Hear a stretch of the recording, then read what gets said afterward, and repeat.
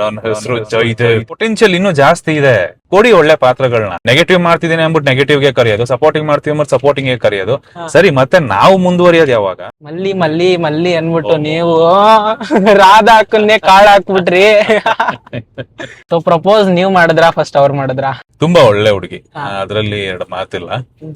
ನೀ ತಾನೇ ಅರ್ಧಾಂಗಿ.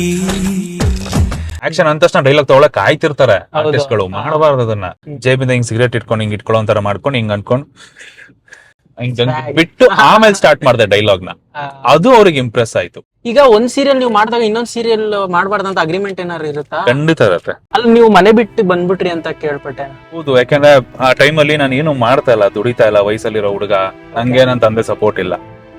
ನಾನ್ ಹೇಳ್ದಂಗ ಅವ್ನ್ ಕೇಳಿಲ್ಲ. ಸೊ ಅವ್ನಿಗೆ ಯಾಕೆ ನಾನ್ ಸಪೋರ್ಟ್ ಮಾಡ್ಬೇಕು? ಹಂಗ್ ತಗೋತಾ ಇದ್ದಿದ್ದೆ ಕಡಿಮೆ ಆಗ ಜೂನಿಯರ್ ಆರ್ಟಿಸ್ಟ್ ಕರೆದಾಗ. ಅದ್ರಲ್ಲೂ ದುಡ್ಡು ತಿನ್ನೋರು ಒಂದಿಬ್ರು ಇದಾರೆ, ಹೆಸರು ಹೇಳ್ಬಾರ್ದು. ಇವಾಗ ಫೋನ್ ಮಾಡ್ಬಿಟ್ಟು ಚೆನ್ನಾಗ್ ಮಗ, ಒಳ್ಳೆ ರೇಂಜಿಗೆ ಬೆಳೆದಿದ್ಯಾ ಕಣೋ, ಕಷ್ಟ ಇದೆ, ಹೆಲ್ಪ್ ಮಾಡೋ ಅಂದ್ರೆ ನಾನ್ ಯಾಕೆ ಮಾಡ್ಬೇಕು?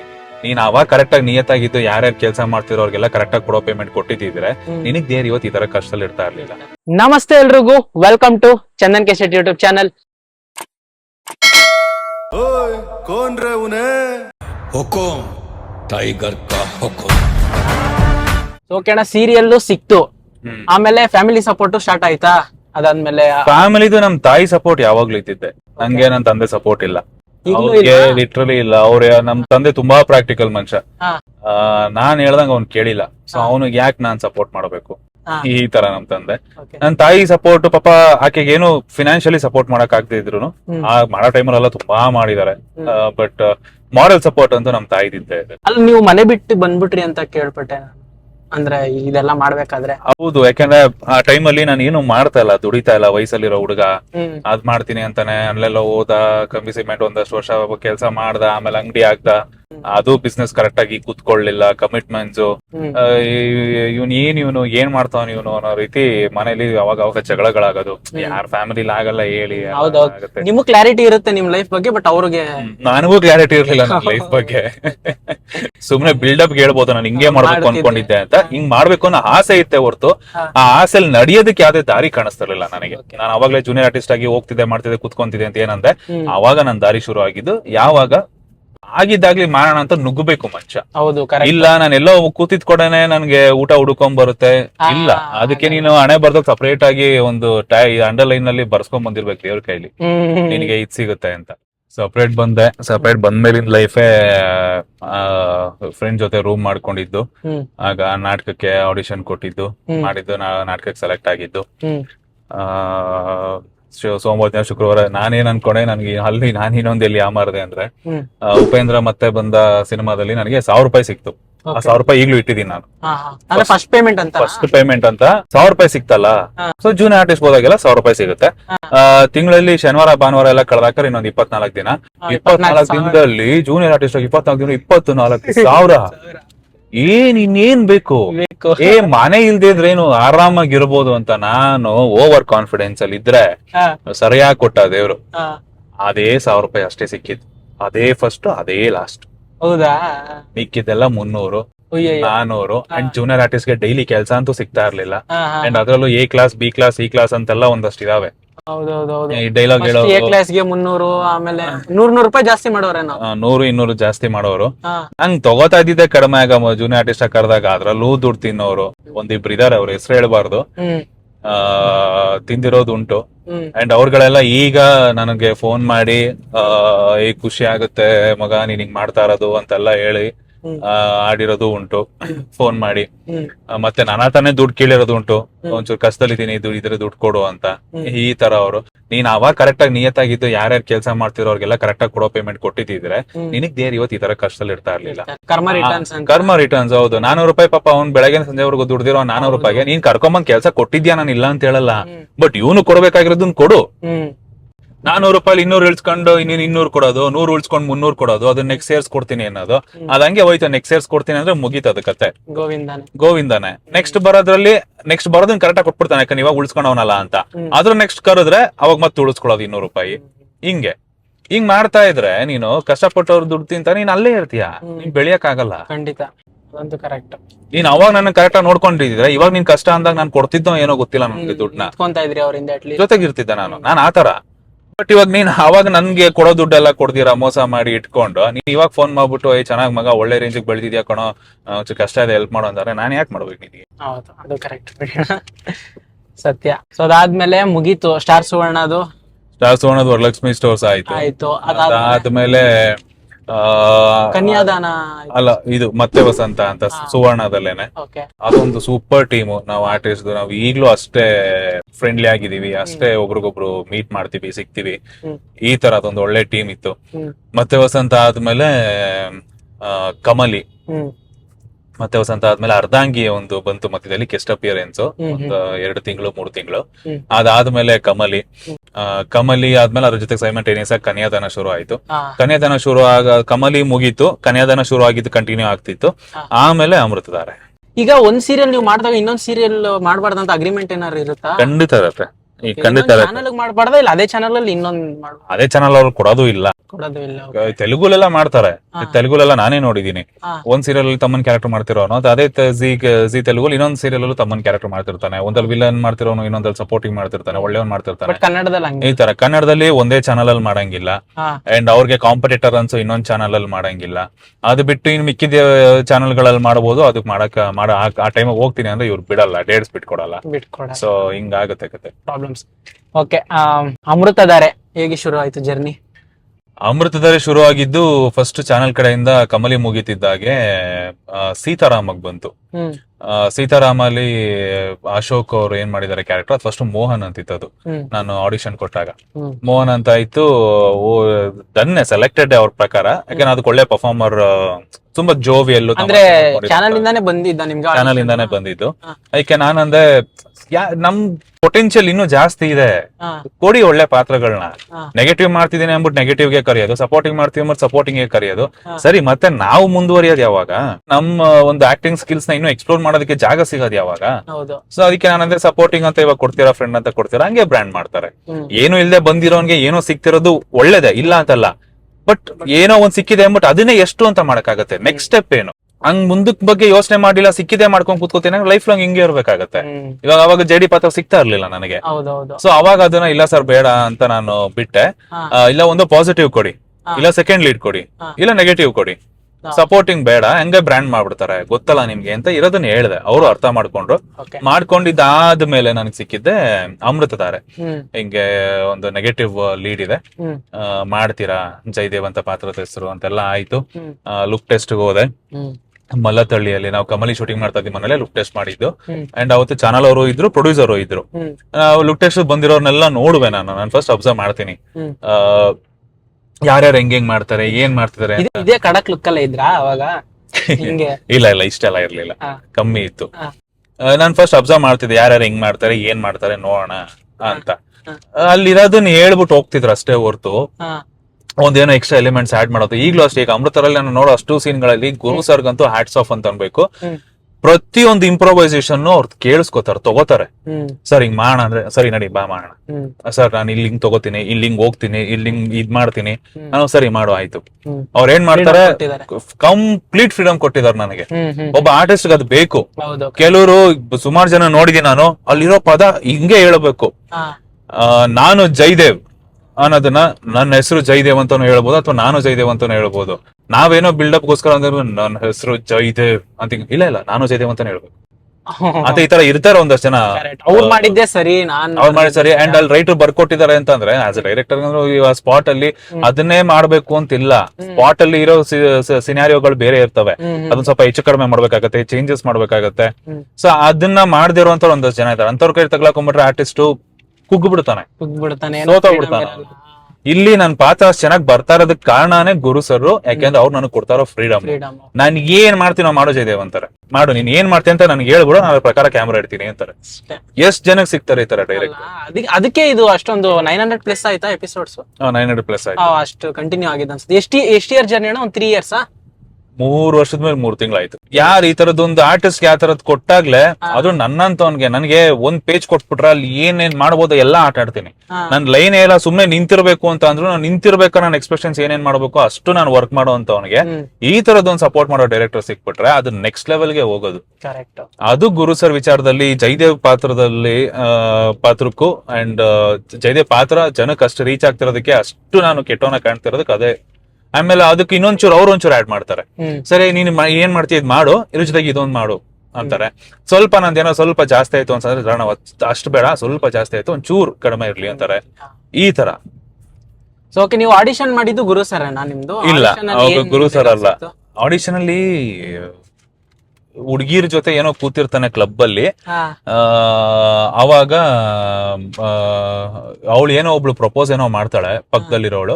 ಪ್ರಪೋಸ್ ಮಾಡಿದಾಗ ನಾನು ಅವಳನ್ನ ನೀನ್ ಯೂಸ್ ಮಾಡ್ಕೊಂಡು ಇಟ್ಕೊಳಕ್ಕೆ ಅಂತ ಇಟ್ಕೊಂಡಿರೋಳು, ನೀನು ಮದ್ವೆ ಆಗೋದಕ್ಕಲ್ಲ, ನೀನಂತವ್ರು ಎಷ್ಟು ಜನ ಬೇಕು ನನಗೆ, ದುಡ್ಡು ಬೇಕಾ ದುಡ್ಡು ತಗೊಂಡು ಹೋಗ್ತಾರ ಅಂತ ಈ ತರ ಸಮಥಿಂಗ್ ಏನೋ ಬೇರೆ. ನಾನು ಬ್ರೀಫ್ ಆಗಿ ಹೇಳ್ತಾ ಇದ್ದೀನಿ. ಸೊ ಅದನ್ನ ಏನ್ ಮಾಡಿದೆ, ಎಲ್ರು ಬರೋರು ನಿಂತ್ಕೊಳ್ಳೋರು ಹೇಳೋರು ಹೋಗೋರಿಗೆ ಏನು ಅಲ್ಲೇನು ಲೈಕ್ ಏನ್, ನಾನು ಫಸ್ಟ್ ಅವ್ರ ಆಕ್ಷನ್ ಅಂದ ಮೇಲೂ ನಾನು ಸ್ವಲ್ಪ ನಿಧಾನ ಒಂದ್ ಗ್ಲಾಸ್ ಕೈಯಲ್ಲಿರೋ ತರ ಹಿಂಗ್ ಇಟ್ಕೊಂಡು ಹಿಂಗ್ ಮಾಡ್ಕೊಂಡು ಹಿಂಗ್ ಅನ್ಕೊಂಡು ಎಂಜಾಯ್ ಮಾಡ್ಕೊಂಡು ಆಕ್ಷನ್ ಅಂದ ತಕ್ಷಣ ಡೈಲಾಗ್ ತಗೊಳಕ್ ಕಾಯ್ತಿರ್ತಾರೆ ಆರ್ಟಿಸ್ಟ್ ಗಳು. ಮಾಡಬಾರ್ದು ಅದನ್ನ. ಲುಕ್ ಟೆಸ್ಟ್ ಗಳಾಗಿರ್ಲಿ ಮತ್ತೊಂದಾಗಿರ್ಲಿ ಟೈಮ್ ತಗೋಬೇಕು.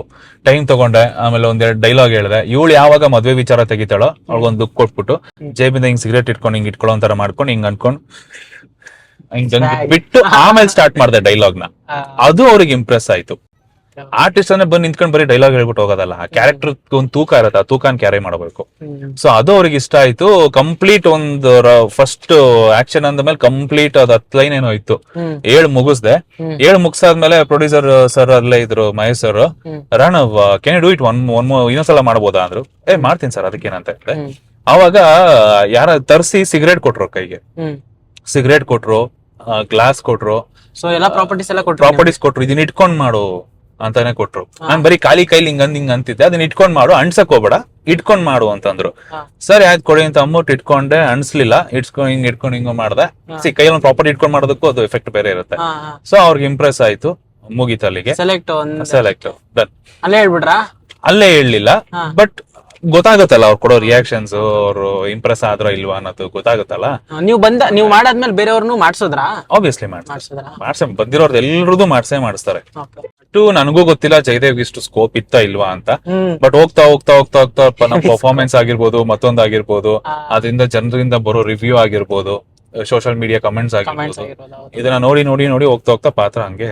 ಹೌದು, ಒಂದು ಸೀರಿಯಲ್ 900 ಎಪಿಸೋಡ್ ಮಾಡ್ಬೇಕಂದ್ರೆ ಅಷ್ಟು ಈಸಿ ಇಲ್ಲ ಈಗ. ಖಂಡಿತ TRP ಡ್ರಾಪ್ ಆಗ್ತಿದ್ದಂಗೆ ಕ್ವಿಟ್ ಮಾಡಿಸ್ಬಿಡ್ತಾರೆ. ಹೌದು, ಅಲ್ಲೇ ಗೊತ್ತಾಗ್ಬಿಡುತ್ತೆ ಚಾನಲ್. ಎಷ್ಟು ಲೆಕ್ಕನೇ ಇಲ್ಲ ಎಷ್ಟು ವಾರಗಳು ನಾವು ಟಾಪ್ ಅಲ್ಲಿ ಬಂದಿದೀವಿ ಅಂತ ಈ 3 ವರ್ಷದಲ್ಲಿ.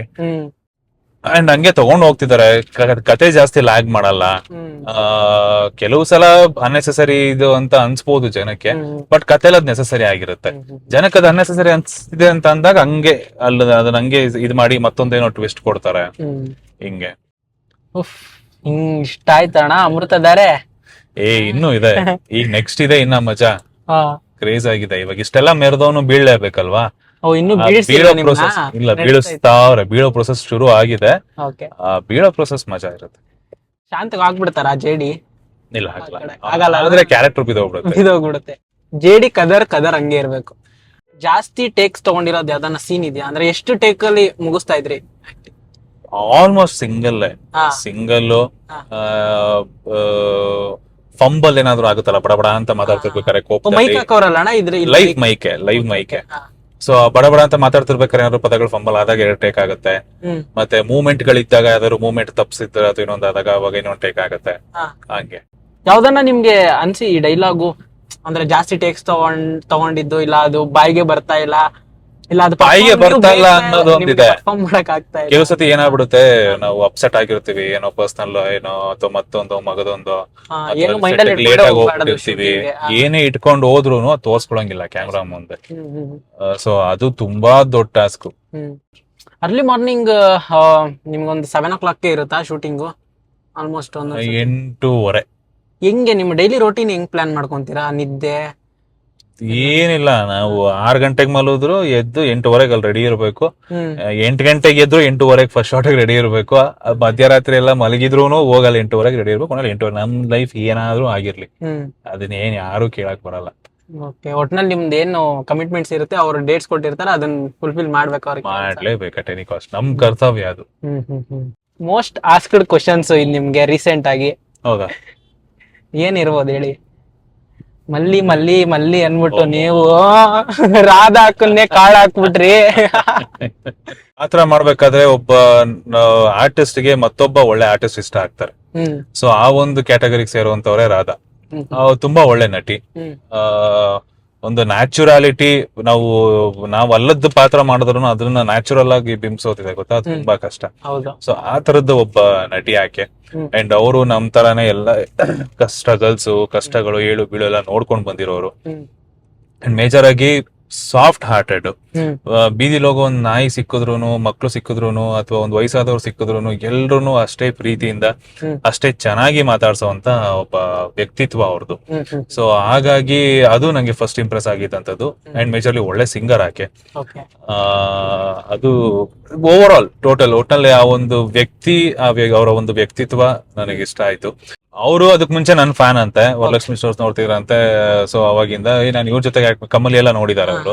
ಸೊ ನಾನು ಇವ್ರ ಜೊತೆಗೆ ಆಕ್ಟ್ ಮಾಡ್ತಾ ಇದ್ದೇನೆ ಅನ್ನೋ ಒಂದು ಎಕ್ಸೈಟ್ಮೆಂಟ್ ಅವರಲ್ಲಿ ಇತ್ತು. ಅಂಡ್ ನಾನು ಇವ್ರನ್ನ ಫಸ್ಟ್ ಟೈಮ್ ನೋಡಿದ್ದು. ಅಂಡ್ ಅವರು ಮಾಡಿದ್ದಾರೆ ಉಗೆ ಉಗೆ ಮಹದೇಶ್ವರ, ರಾಮಾಚಾರಿ, ಮತ್ತೆ ಇನ್ನೊಂದ್ ಯಾವ್ದು ಎರಡೆಲ್ಲ ಮಾಡಿದ್ದಾರೆ. ಹ್ಮ್. ಸೊ ನಾನು ಯಾವತ್ತೂ ನೋಡಿರ್ಲಿಲ್ಲ ಅವ್ರನ್ನ, ಓಕೆ. ಅದೇ ಫಸ್ಟ್ ಟೈಮ್ ನೋಡಿದ್ದು. ಹ್ಮ್. ನನಗೆ ಮೇಜರ್ ಆಗಿ ಅಟ್ರಾಕ್ಟ್ ಆಗಿದ್ದೆ ಆ ವ್ಯಕ್ತಿ, ಅವ್ರ ವ್ಯಕ್ತಿತ್ವ ಹ್ಮ್. ಅಂಡ್ ಆ ಸಾಫ್ಟ್ನೆಸ್. ಯಾಕೆಂದ್ರೆ ನಮ್ ತರಾನೇ ಇನ್ನೊಬ್ರು ಸಿಕ್ಬಿಟ್ರೆ ಆಗಲ್ಲ, ನಿಂತ್ಕೊಳಕ್ ಆಗಲ್ಲ, ಡೈಲಿ ಮಚ್ಚಿಟ್ಕೊಂಡ್ ನಿಂತ್ಕೋಬೇಕಾಯ್ತದೆ. ಸೊ ಒಬ್ಬ ಏರಿದ್ರೆ ಇನ್ನೊಬ್ರು ಅವ್ರನ್ನ ಇಳಿಸೋಂತವ್ರಾಗಿರ್ಬೇಕು. ಅಂಡ್ ನನಗೆ ನಮ್ಮ ಆಟಿಟ್ಯೂಡ್, ನಮ್ ಕೋಪ, ನಮ್ಮ ಇದು ಶಾರ್ಟ್ ಟೆಂಪರ್ ಬಿಡಿ ನೀವು ಅಂತೂ. ನಾನು ಈಗ ಈಗಿಲ್ಲ. ಈಗ ಕಮ್ಮಿ ಮಾಡಿ. ಈಗ ಮೇಡಮ್ ನಮ್ಮನ್ನ ತುಂಬಾ ಬದಲಾಯಿಸಿದ್ದಾರೆ. ಬಂದ್ರು ಮೇಡಮ್ ಅಷ್ಟು ತಣ್ಣಕ್ ಮಾಡಿದ್ದಾರೆ. ಅದು ಒಂಥರ ಒಳ್ಳೇದೇ ಅಲ್ವಾ ಅಣ್ಣ? ಗಂಡು ಮಕ್ಳು ತಣ್ಣಗ್ ಆಗ್ಬೇಕು. ಹೌದು, ಆಗ್ಬೇಕು. ಇಲ್ಲ ಅಂದ್ರೆ ರಾಧಕ ಬಂದ್ಮೇಲೆ ಬುದ್ಧಿ ಬಂದೈತೆ ಅಣ್ಣ ನಿಮ್ಗೆ. ಸೊ ಪ್ರಪೋಸ್ ನೀವ್ ಮಾಡಿದ್ರಾ ಫಸ್ಟ್ ಅವ್ರು ಮಾಡಿದ್ರಾ? ಫಸ್ಟ್ ಅವರೇ ಮಾಡಿದ್ದು. ಹಾ. ಇಬ್ರಿಗೊಂದ್ ಫೀಲಿಂಗ್ಸ್ ಅಂತ ಇತ್ತು, ಹಾ, ಬಟ್ ಹೇಳ್ಕೊಂತ ಅದನ್ನ ಇರ್ಲಿಲ್ಲ. ಹೇಳ್ಕೊಳಕ್ ಆಗ್ತಿರ್ಲಿಲ್ಲ. ಹಾ. ಅಂಡ್ ನಮ್ದು 108 ಕ್ವಾಟ್ಲೆಗಳು. ಹ್ಮ್. ಸೊ ಅದ್ರ ಮೇಲೆ ಫೋಕಸ್ ಮಾಡೋದ, ಕೆರಿಯರ್ ಮೇಲೆ ಫೋಕಸ್ ಮಾಡೋದ, ಮುಂದಕ್ಕೆ ಏನು ಅಥವಾ ಇದ್ರ ಮೇಲೆ ಫೋಕಸ್ ಮಾಡೋದ. ಹ್ಮ್. ಸೊ ನಾವು ನ್ಯೂಟ್ರಲ್ ಆಗಿದ್ವಿ. ಹ್ಮ್. ಅಂಡ್ ಆವಾಗ ಅವ್ರ ಕಡೆಯಿಂದ ಬಂದಂತ ಒಂದು ಪ್ರಪೋಸಲ್ ಅದು. ಹ್ಮ್. ಅದಾದ್ಮೇಲೆ ನಮ್ ಕಡೆಯಿಂದ ಆಮೇಲೆ ಅಲ್ಲೇ ಅಕ್ಸೆಪ್ಟ್ ಮಾಡ್ಬಿಟ್ರಾ? ಇಲ್ಲ ಇಲ್ಲ ಇಲ್ಲ. ಪ್ರಪೋಸ್ ಮಾಡ್ಲಿ ಅಂತ ಕಾಯ್ತಾರೆ, ನೀವು ಪ್ರಪೋಸ್ ಮಾಡಿದ್ರು ಅಕ್ಸೆಪ್ಟ್ ಮಾಡಿಲ್ವಲ್ಲ? ಯೋಚನೆ ಮಾಡ್ಬೇಕಾಗತ್ತೆ. ಹ್ಮ್. ದುಡ್ಕಿ ನಾನು ಎಡವಟ್ಗಳು ಮಾಡ್ಕೊಂಡಿರೋದೇ ತುಂಬಾ ನನ್ನ ಲೈಫ್ ಅಲ್ಲಿ. ಸೊ ಇದು ಜೀವನ ಅಂತ ಬಂದಾಗ ನಾವು ಸುಮಾರು ಒಂದಷ್ಟು ನೋಡಿರ್ತೀವಲ್ಲ, ಈ ಲವ್ ಅಂತ ಬಂದ್ರೆ ಅದನ್ನ ಬೇರೆದಕ್ಕೆ ಲವ್ ಅನ್ನೋ ಒಂದು ಹೆಸರು ಕೊಟ್ಬಿಟ್ಟು ಆಟ ಆಡೋರು ಇದಾರೆ. ಹೌದು, ಖಂಡಿತ. ಸೊ ನಾವ್ ಆ ಕ್ಯಾಟಗರಿ ಅವರಲ್ಲ. ಹಾ. ನಮ್ಗೆ ಲವ್ ಅಂತ ಅಂದ್ರೆ ಅದು ಸೀರಿಯಸ್. ಮದ್ವೆ ಮಟ್ಟಕ್ಕೆ ಹೋಗ್ತಿವಿ ಅಂದ್ರೇನೆ ನಾವು ಅದಕ್ಕೆ ಇಳಿಬೇಕೇ ಹೊರ್ತು ಇಲ್ಲ ಇಳಿಬಾರ್ದು. ಹೌದು. ಅಂಡ್ ಅದಕ್ಕೆ ಇಬ್ರು ಅಷ್ಟೇ ನಿಯತ್ತಾಗಿರ್ಬೇಕು. ಹ್ಮ್. ಒಬ್ರು ಕರೆಕ್ಟ್ ಆಗಿದ್ದು ಇನ್ನೊಬ್ರು ನಿಯತ್ತಾಗಿಲ್ಲ, ವ್ಯಕ್ತಿದು ನಂಬಿಕೆ ಉಳಿಸ್ಕೊಳಲ್ಲ, ಮಾಡಲ್ಲ, ಅಥವಾ ಆಟ ಆಡ್ಕೊಂಡಕ್ಕೆ ಸುಮ್ನೆ ಏನೋ ಟೈಮ್ ಪಾಸ್ ಬಂದವ್ರೆ, ಈ ತರದೆಲ್ಲ ಆದಾಗ ಓಡ್ತಾ ತಿನ್ನೋದು ಇನ್ನೊಬ್ಬ ವ್ಯಕ್ತಿ, ಆ ವ್ಯಕ್ತಿ ಅಲ್ಲ. ಖಂಡಿತ. ಸೊ ಇಬ್ರು ಸೀರಿಯಸ್ ಆಗಿದೀವಿ, ಮದ್ವೆ ಮಾಡ್ಕೋಬೇಕು ಅಂತಾನೆ ನಾವ್ ಮುಂದುವರಿತಿದೀವಿ ಅನ್ನೋ ಕ್ಲಾರಿಟಿ ಸಿಕ್ಕಾಗ ಅಷ್ಟೇನೆ ಲವ್ ಅನ್ನೋ ಒಂದು ರಿಲೇಶನ್ಶಿಪ್ ಹೋಗ್ಬೇಕೇ ಹೊರ್ತು ಇಲ್ಲ ಹೋಗ್ಲೇಬಾರ್ದು. ಸೊ ಇವಾಗ ಅಕ್ಕ ಬಂದ್ಬಿಟ್ಟು ಭಾರ್ಗವಿಲ್ ಬಿಸಿ ಇದಾರೆ, ನೀವು ಅಮೃತಧಾರಲ್ಲಿ ಬಿಸಿ ಇದ್ದೀರಾ. ಯಾ ಅಂತಣ್ಣ ಶೂಟಿಂಗ್ ಸ್ಪಾಟ್ ಬಂತು. ಮಾತಾಡ್ಕೊಂಡು ಮುಂದಕ್ಕೆ ಬಂದ್ಬಿಟ್ಟಿದೀನಿ, ಒಂಚೂರು ಹಿಂದಕ್ಕೆ ಹೋಗೋದು. ಅಷ್ಟೇ. ಕಾಸ್ಟ್ಯೂಮ್ ಇವರು ನಮ್ಮ ಕಾಸ್ಟ್ಯೂಮರ್ ಪ್ರಕಾಶಣ್ಣ ಅಂತ. ಬೆಳಗ್ಗೆ ಬಂದು 2 ಬಟ್ಟೆ ಐರನ್ ಮಾಡಿ ಇಟ್ಬಿಟ್ಟು ಆಮೇಲೆ ಮೊಬೈಲ್ ನೋಡ್ಕೊಂಡು ಕೂತಿರ್ತಾರ ಅಷ್ಟೇ. ಬೇರೆ ಏನು ದಬಾಕಲ್ಲ ಇವರು, ಏನು ದಬಾಕಲ್ಲ ಇವರು ಬೇರೆ. ಹಿಂಗೆ ಯಾವ್ದು ಕಾಸ್ಟ್ಯೂಮ್ ಹೇಳಿದಾರೆ, ಇದೇ ಕಾಸ್ಟ್ಯೂಮ್ ಅದೇ ನಾವು ಕಾಸ್ಟ್ಯೂಮ್ ಕೊಡೋದ್ರಿಂದ ನೀವು ಚೆನ್ನಾಗಿ ಕಾಣಿಸ್ತೀರಿ. ಅದೇ ನಾವು ಕಾಸ್ಟ್ಯೂಮ್ ಐರನ್ ಮಾಡ್ಕೊಟ್ಟಿಲ್ಲ ಅಂದ್ರೆ ಸ್ಕ್ರೀನ್ ಅಲ್ಲಿ ಚೆನ್ನಾಗಿ ಬೇಡ ಗುರು, ನಾನೇ ಮಾಡ್ಕೋತೀನಿ.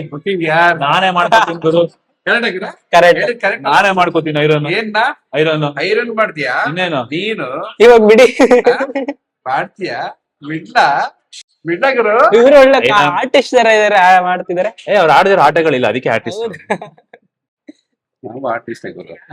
ನಾವು ಸಿರಿ ಜೊತೆಯಲ್ಲಿ ಗಲ್ಲೆ ಪಚ್ಚಿ ಇಡ್ಸ ಪಚ್ಚು ಚಿಕ್ಕ ನಮ್ ಚಿಕ್ಕ ಗೀತಕ್ಕ ಬನ್ನಿ ಏ ಬರಕ ಇಲ್ಲಿ ಬಾ ಅಂದ್ರೆ ನಮ್ಮ ಸೀರಿಯಲ್ ನ ಹೇರ್ ಸ್ಟೈಲಿಸ್ಟ್ ಗೀತಕ್ಕ ಅಂತ ತುಂಬಾ ಒಳ್ಳೆ ವ್ಯಕ್ತಿ, ಒಳ್ಳೆ ಫೈಟರ್ ಅಂಡ್ ತುಂಬಾ ಜೋವಿಯಲ್ ಪರ್ಸನ್. ಆರಾಮಕ್ಕ ಅದು ತಿಂಡಿ ಅದೆಲ್ಲ ಐತೆ ಒಳಗಡೆ ಆಯ್ತಕ್ಕ ನಮ್ಮನ್ನ ಸೆಲ್ಫಿ ತಗೋಬಹುದಲ್ಲ ನಿಮಗೆ ಖಂಡಿತ ಅಮ್ಮ. ಚೆನ್ನಾಗಿದ್ದೀರಮ್ಮ ಓ ಸೀರಿಯಲ್ ಅಂತ ಬಿಡ್ದೆ ನೋಡ್ತಾ ಇದ್ದೀವಿ ನಿಮ್ಮನ್ನ ಸೀರಿಯಲ್ ಬಿಡೋದಲ್ಲ, ತುಂಬಾ ಚೆನ್ನಾಗಿ ಆಕ್ಟಿಂಗ್ ಮಾಡ್ತಾರೆ. ವಿಲ್ಲನ್ಗಂತೂ ಇಸ್ ವೆರಿ ಗುಡ್. ಯಾಕೆ ಅಲ್ಲ ಹೀರೋ ಮಾಡ್ಸ್ಬೇಕಲ್ಲ. ಅಲ್ಲ ವಿಲ್ಲನ್ಗೆ ಹೀರೋಗಿನ ವಿಲನ್ಗೆ ಬಹಳ ಚೆನ್ನಾಗಿ ಮಾಡ್ತಾರೆ. ಅವರಲ್ಲಿ ಅದೇ ಸಮಸ್ಯೆ ಏನು ಗೊತ್ತಾ, ವಾಯ್ಸಲ್ಲಿ ಗತ್ತಿದೆ. ನಾವ್ ಯಾವ್ ಚೆನ್ನಾಗ್ ಮಾಡ್ತೀವೋ ಅದಕ್ಕೆ ಸರಿ ಇವರು ಅಂತಾರೆ. ಹಂಗಲ್ಲ, ನೀವು ಹೀರೋಗೂ ಪಾತ್ರಕ್ಕೆ Super, love you. ಏನಂತ ಹೀರೋನಿಗೆ ಮಾಡ್ಸೋಣ ಅಂತ ನಾವು ಅದು ಹೀರೋ ಮಾಡಿಸಿ, ಬಟ್ ಇವ್ರದ್ದು ಗತ್ತು ಜಾಸ್ತಿ ಇದೆ. ಅದು ವಿಲನ್ಗೆ ಲಾಯಕ್ ಅಂತ ನನ್ನ ಅಭಿಪ್ರಾಯ. ಹೀರೋ ಆದ್ರೆ ಸೈಲೆಂಟ್ ಆಗಿರ್ಬೇಕು ಅಂತ. ಆದ್ರೆ ಮದುವೆ ಆದ್ರೆ ಎಲ್ಲಾ ಸರ್ ಹೋಗ್ತಾರೆ, ಹೀರೋ ಲೆವೆಲ್ ಬರ್ತಾರೆ, ಮದ್ವೆ ಆದ್ಮೇಲೆ ಹೀರೋ ಆಗಿ ಹೀರೋ ಮಾಡ್ತಾರೆ. ಆಗಿ ಮಾಡ್ತಾರೆ. ಪಕ್ಕ ಇವರೇ ಪ್ರೊಡ್ಯೂಸ್ ಮಾಡ್ತಾರ. ಮುಂದೆನಾ ಪ್ರೊಡ್ಯೂಸರ್ ಪ್ರೊಡ್ಯೂಸ್ ಮಾಡ್ತೀನಿ ತಕ್ಷಣ ಮಾಡ್ತೀನಿ ಗುರು. ಹಾ. ಇವ್ರಿಗಂದ್ರೆ ಪ್ರೊಡ್ಯೂಸರ್ ಪಕ್ಕ ಮಾಡ್ತೀನಿ. ಯಾಕಂದ್ರೆ ಇವ್ರದ್ದು ವಾಯ್ಸ್ ಹಂಗೆ ಇದೆ, ಹಾ. ಹಂಗೆ ಆಕ್ಟಿಂಗು ಇದೆ. ತುಂಬಾ ಚೆನ್ನಾಗಿ ಮಾಡ್ತಾರೆ. ಇನ್ನೇನು ಅವ್ರು ಪ್ರೊಡ್ಯೂಸರೇ ಸಿಕ್ಬಿಟ್ರು. ಅದ್ರಲ್ಲ ಇನ್ನೇನು. ಹ್ಮ್ ಮತ್ತೆ ಬಿಡಿ ವಿಶ್ ಕೊಡಿ ಕೈ ಅದ